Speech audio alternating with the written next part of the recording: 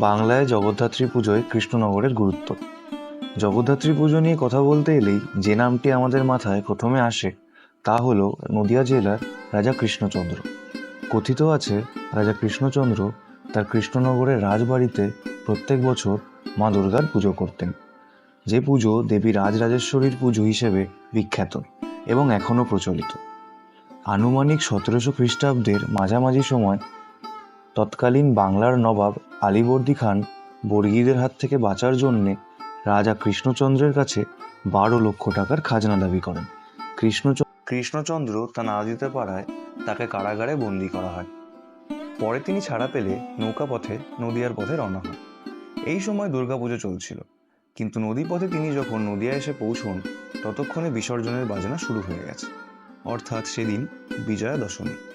মায়ের পুজো করতে না পারায় রাজা কৃষ্ণচন্দ্র মর্মাহত হয়ে পড়েন। তখন মা দুর্গা তাকে স্বপ্নে দেখা দিয়ে বলেন, আজ থেকে ঠিক 1 মাস পর অর্থাৎ কার্তিক মাসের শুক্লা নবমী তিথিতে যেন মায়ের চতুর্ভুজা সিংহবাহিনী রূপের পুজো শুরু করা হয়। এরপর রাজা কৃষ্ণচন্দ্র এই পুজোর আয়োজন করেন এবং কার্তিক মাসে মা জগদ্ধাত্রীর পুজো মহা ধুমধামের সাথে শুরু হয় এবং ধীরে ধীরে সারা বাংলায় ছড়িয়ে পড়ে। বাংলার বিখ্যাত জগদ্ধাত্রী পুজো। চন্দননগরে বারোয়ারি পুজো তো অনেকই হয়, কিন্তু যে পুজোর হাত ধরে চন্দননগরে জগদ্ধাত্রী পুজো শুরু হয় তা হলো আদি মায়ের পুজো। এই পুজো শুরু করেছিলেন চন্দননগরের সমৃদ্ধশালী চাল ব্যবসায়ী শ্রী ইন্দ্রনারায়ণ চৌধুরী। আজ থেকে প্রায় 350 বছর আগে তিনি চন্দননগরের চালপট্টিতে এই পুজোর শুরু করেন। আদি মায়ের প্রতিমা অন্যান্য প্রতিমার চেয়ে একটু আলাদা। এখানে সিংহের রং সাদা, আর হাতি ও সিংহ একে অপরের মুখ চাওয়াচাই করে না। পুজোর আরেকটি বিশেষত্ব হলো মায়ের সোলার সাজ, যা বনগাঁবাসী সাজ নামেও বিখ্যাত। এছাড়া থাকে সোনা, রূপা ও হীরের গহনা। মাকে প্রায় 30 থেকে 40টি বেনারসি শাড়ি পরানো হয়, যা পরে বিবাহযোগ্য মেয়েদের মধ্যে ভাগ করে দেওয়া হয়। এছাড়া সপ্তমী, অষ্টমী ও নবমী এই 3 দিনই বলির প্রথা প্রচলিত আছে। মজার ব্যাপার হলো এই পুজোর সমস্ত কাজ পুরুষরাই করে থাকেন, মহিলারা কোনো কাজে অংশগ্রহণ করেন না। পুজোর জোগাড় থেকে শুরু করে দশমীতে মায়ের বরণ সবই পুরুষরা করে থাকেন। কলকাতার কিছু বিখ্যাত পুজো। শুধু চন্দননগরই নয়, আমাদের কলকাতাতেও জগদ্ধাত্রী পুজো বেশ প্রাচীন। কলকাতার বহু বনেদি বাড়িতে জগদ্ধাত্রী পুজো বেশ পুরনো সময় থেকে চলে আসছে। যেমন বটকৃষ্ণ পাল বাড়ির পুজো। বটকৃষ্ণ পাল 1893 খ্রিস্টাব্দে 77 নম্বর বেনিয়াতলা স্ট্রিটে জমি কিনে ঠাকুর দালান সংযুক্ত একটি বড় বাড়ি নির্মাণ করেন। যদিও পাল পরিবারের আদি নিবাস ছিল হাওড়ার শিবপুরে, তিনি সেই সময়কার একজন বিখ্যাত ওষুধ প্রস্তুতকারক ও বিক্রেতা ছিলেন। তিনি বটকৃষ্ণ পল অ্যান্ড কোম্পানি নামে যে সংস্থা প্রচলন করেন তা এখনও সক্রিয়। তাদের শিবপুরের বাড়িতে মা অভয়া দুর্গার পুজো প্রচলিত ছিল। বটকৃষ্ণ মায়ের পুজো তার কলকাতার বাড়িতে শুরু করবেন বলে ঠিক করেন, কিন্তু মা অভয়া তার স্ত্রীকে স্বপ্নাদেশ দেন যে তিনি শিবপুরের বাড়িতে পূজিতা হবেন এবং বটকৃষ্ণ যেন মায়ের জগদ্ধাত্রী রূপের পুজো করে। বটকৃষ্ণ পালও সেই মতে তার কলকাতার বাড়িতে জগদ্ধাত্রী পুজো শুরু করেন। ঠাকুরের চালচিত্র সোনা ও রূপোর জল খাওয়ানো, যা বিকে পাল কোম্পানিরই তৈরি করা। মাতৃ প্রতিমার বিশেষত্ব হলো এখানে মা সিংহের ওপর 2 পা মুড়ে পদ্মাসনে বসে থাকেন এবং সঙ্গে থাকে তার 4 সখী।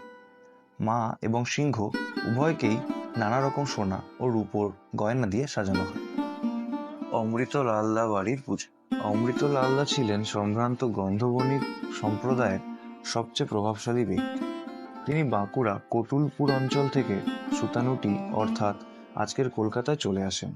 সেখানে তিনি 1846 খ্রিস্টাব্দে তার নির্মিত বাড়ি হেমকুঠিরে জগদ্ধাত্রী পুজোর শুরু করেন। এই মাতৃ প্রতিমার বৈশিষ্ট্য হলো এখানে মায়ের 2 সখী ছাড়াও থাকে 2 ঘোড়সওয়ার। সমস্ত নিয়ম মেনে নবমীর দিন পুজো হয়ে থাকে। দর্জিপাড়া মিত্রবাড়ির পুজো। আনুমানিক 1752 খ্রিস্টাব্দে উত্তর কলকাতার দর্জিপাড়ার বিখ্যাত মিত্রবাড়িতে জগদ্ধাত্রী পুজো শুরু হয়। এই বাড়ির পুজোয় একসময় পশু বলির প্রথা ছিল, কিন্তু কালের নিয়মে এখন আজ তা বন্ধ হয়ে গেছে। এখানে মায়ের মুখের রং শিউলি ফুলের বোটার রঙের মতো। এই বাড়ির ইষ্ট দেবী হলেন দেবী জগদ্ধাত্রী। তাই ঠাকুর বেদি তীর কাঠি দিয়ে ঘেরা হয় না। কিন্তু এখানে কোনো গতানুগতিক নিয়মে পুজো হয় না। দেবীর অর্ঘ্য কলাপাতায় বাঁধা হয় এবং শাক্ত মতে পুজো করা হয়। নীলমণি দে ঠাকুর বাড়ির পুজো। বউবাজার অঞ্চলের এই বাড়ির পুজো প্রায় 140 বছরের পুরনো। নিপুণ ভাস্কর্যে সুসজ্জিত ঠাকুর দালানে নজর কাড়া সাদা সোলার কাজের মাতৃপ্রতিমা। এখানে নবমীর দিনে 4টি তিথির পুজো করা হয়। এই বাড়ির পুজোর বিশেষত্ব হলো ধুনো পোড়ানো। বাড়ির সধবা মহিলারা সারিবদ্ধ হয়ে ঠাকুর দালানে বসেন, 2 হাতে ও মাথায় জ্বলন্ত মাটির সরা নিয়ে। এই বাড়িতে দশমীর দিন গৌরনিতাইয়ের পুজো হয়। জানবাজার রাজবাড়ির পুজো। কলকাতার ধর্মতলার পাশে জানবাজার রাজবাড়ি অর্থাৎ রানী রাসমণির বাড়ি। একসময় বীরভূম থেকে শিল্পীরা এসে মাতৃপ্রতিমা গড়তেন, কিন্তু এখন কুমারটুলি থেকেই মাতৃপ্রতিমা আনা হয়। জগদ্ধাত্রী পুজো শুরু হয় রানীমার সময় থেকেই। ইতিহাস ঘাটলে জানা যায় শ্রী রামকৃষ্ণ পরমহংসদেব স্বয়ং এ বাড়িতে এসে জগদ্ধাত্রী পুজো করেছিলেন।